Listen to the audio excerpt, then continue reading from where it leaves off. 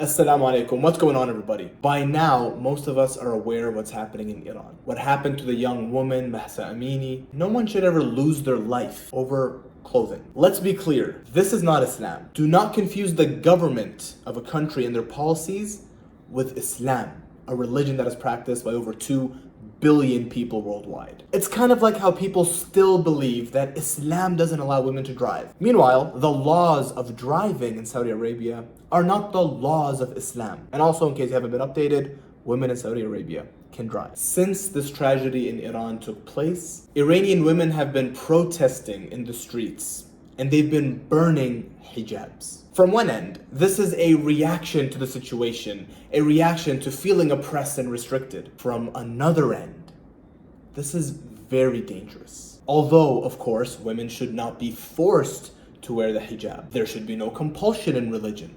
However, it is important to still know that the hijab is an obligation in Islam. And yes, there's a hijab for men and a hijab for women. However, in this case, we are speaking specifically about women. So keep in mind that although, yes, I understand that you're burning this as a sign of protest to the government, however, given the hijab is an obligation in Islam, this is like denying an important aspect of Islam. For example, if the authorities had beaten someone for refusing to recite Quran, would we accept protesters going out and burning pages of the Quran in protest of the authorities? To be honest, we see enough Quran burning in Europe whereby white supremacists burn the Quran in order to get a reaction from Muslims. We don't need to see this in Muslim majority countries. And plus, that's just not the right way to react. You might be saying, who are you to tell them what the right way to react is? I get it.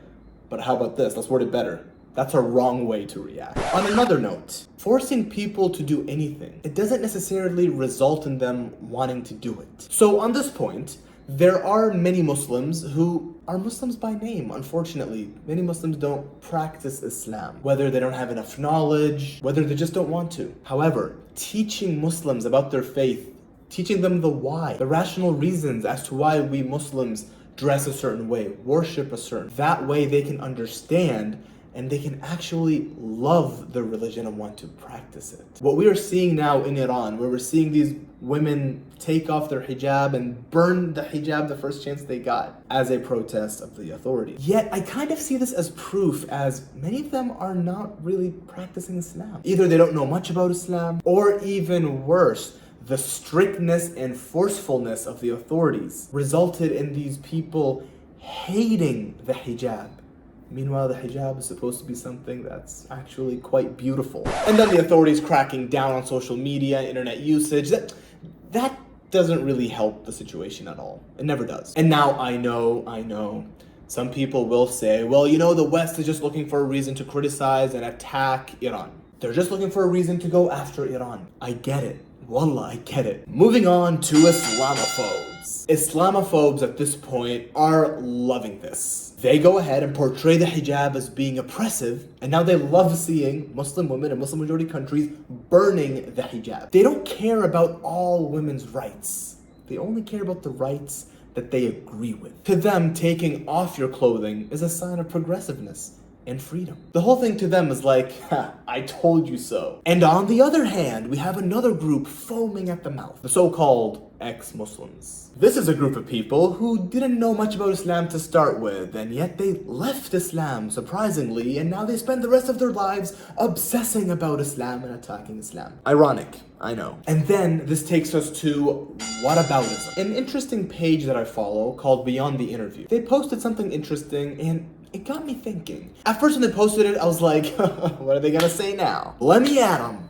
But it was actually quite thought-provoking. The post at first was about supporting and standing with the women of Iran and how a few hairs showing shouldn't lead to your death, and agreed. They mentioned how the government and police should protect, not oppress, and they also briefly touched on how police brutality in the United States takes place and the example of why raising awareness is key. Again, agreed. But then, an interesting point was raised. They said whenever men and women are persecuted because of their race, religion, political views, that cause should be the center of the universe. So Iran now should be our focus. And that is fair. Here is my view on this. If you are someone who champions all human rights causes, all women's rights causes, as they come to your attention, you're on it, you're championing them, you're raising awareness about them, you're supporting them, then yes, for sure, give your undivided attention to Iran. And I understand in the social media age that means 3 weeks to 4 weeks tops, and then you move on to something else. But nonetheless, undivided attention for that period of time. However, if you ignore the suffering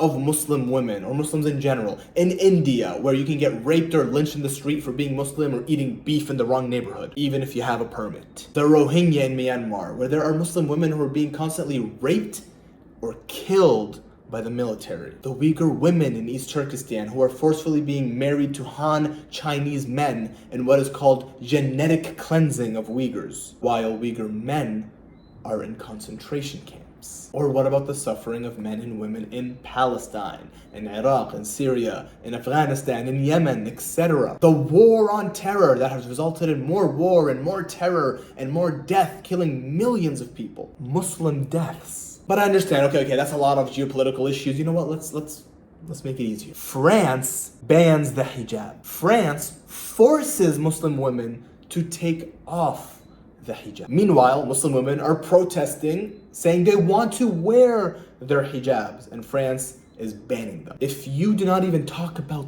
that as part of your support for women's rights, then you don't really care about Iran. To you, it's simply another way to further your own agenda. Before I conclude, I do have to point out that quite a few accounts have been sharing some CCTV footage whereby it shows that Mahsa Amini, she collapsed from some sort of medical condition, and it wasn't the morality police that resulted in her death. For some reason, some of these videos were taken down by Instagram. Kinda suspicious. And some others have also stated that they lived in Iran or they visited Iran and that they were able to dress however they wanted and they were never bothered or harassed by the authorities. So that's also something to keep in mind. In conclusion, the hijab is not oppression.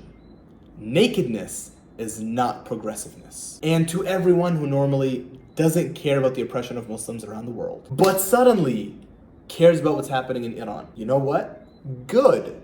Hopefully, this is the start of a positive trend where you start caring about other Muslims all over the world, everywhere. But please keep in mind, just as you support women's rights in Iran to take off their hijab, to not be forced to wear a hijab, keep in mind, forcing Muslim women to take off their hijab, banning the hijab in places like France, should also be worth your time. May Allah have mercy on the oppressed Muslims everywhere, and may Allah grant them justice. Thank you very much for watching. Please like and share this video. Support me by subscribing to my channel, and until next time, I'm that Muslim guy. Assalamu alaikum. Peace be with you.